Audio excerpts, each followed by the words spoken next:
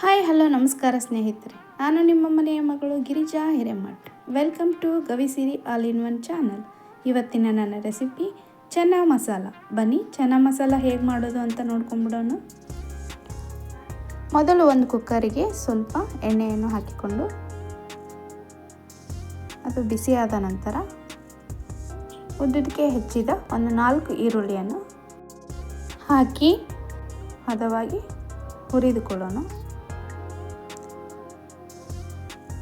ಇದು ಸ್ವಲ್ಪ ಬಣ್ಣ ಚೇಂಜ್ ಆದ ನಂತರ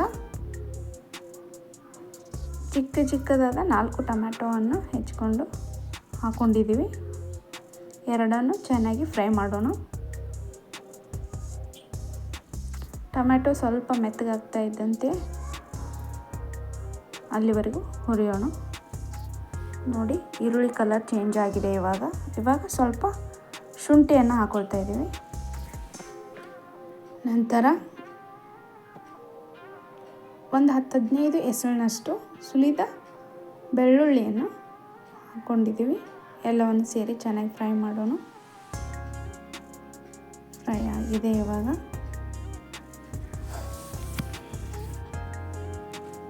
ಇದನ್ನು ಒಂದು ಜಾರಿಗೆ ಹಾಕಿ ರುಬ್ಕೊಂಡ್ಬಿಡೋಣ. ಜಾರಿಗೆ ಹಾಕ್ತಾ ಇದ್ದೀವಿ. ಇದು ಸ್ವಲ್ಪ ತಣ್ಣಗಾದ ನಂತರ ರುಬ್ಕೊಂಡ್ಬಿಡೋಣ. ಸ್ವಲ್ಪ ನೀರನ್ನು ಹಾಕ್ಕೊಳ್ತಾ ಇದ್ದೀವಿ. ಅದೇ ಕುಕ್ಕರಿಗೆ ಒಂದು ಗ್ಲಾಸ್ನಷ್ಟು ಅಥವಾ 100-200 ಗ್ರಾಮ್ನಷ್ಟು ಕಡಲೆಕಾಳುಗಳನ್ನು ನೆನೆಸಿಟ್ಕೊಂಡಿದ್ದೆ. ಅವುಗಳನ್ನು ಕುದಿಯೋಕೆ ಇಟ್ಕೊಂಡಿದ್ದೀನಿ. ಈ ಕಡೆಗೆ ಒಂದು ಬಾಣಲೆಯನ್ನು ಇಟ್ಟುಕೊಂಡು ಅದಕ್ಕೆ ಸ್ವಲ್ಪ ಎಣ್ಣೆಯನ್ನು ಹಾಕಿದ್ದೀವಿ. ಇವಾಗ ಸ್ವಲ್ಪ ಸಾಸಿವೆಯನ್ನು ಹಾಕ್ಕೊಳ್ತಾ ಇದ್ದೀವಿ.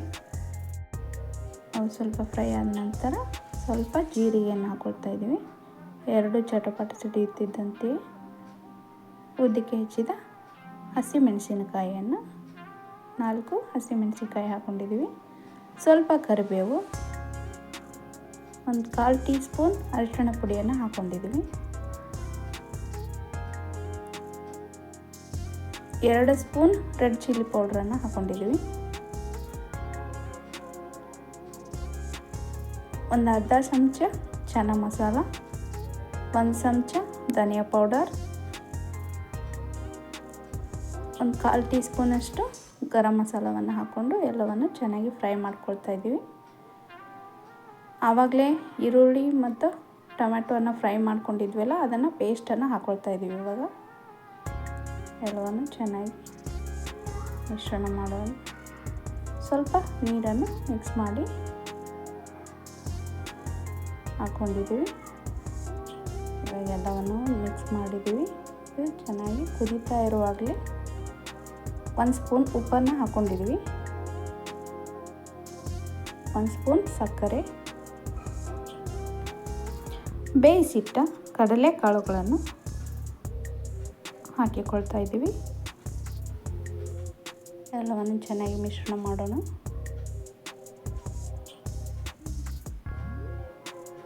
ಇದು ಮಸಾಲೆ ಜೊತೆಗೆ ಚೆನ್ನಾಗಿ ಕುದೀತಾ ಇರಲಿ.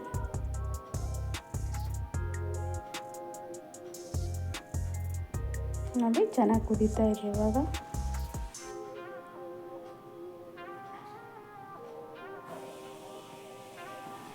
ಇವಾಗ ಚೆನ್ನಾಗಿ ಮಿಶ್ರಣ ಮಾಡೋಣ. ಒಂದ್ಸತಿ ಮಿಶ್ರಣ ಆಗಿದೆ. ಇವಾಗ ಸ್ವಲ್ಪ ಸಣ್ಣಗೆ ಹೆಚ್ಚಿದ ಕೊತ್ತಂಬರಿ ಸೊಪ್ಪನ್ನು ಹಾಕ್ಕೊಳ್ತಾ ಇದ್ದೀವಿ.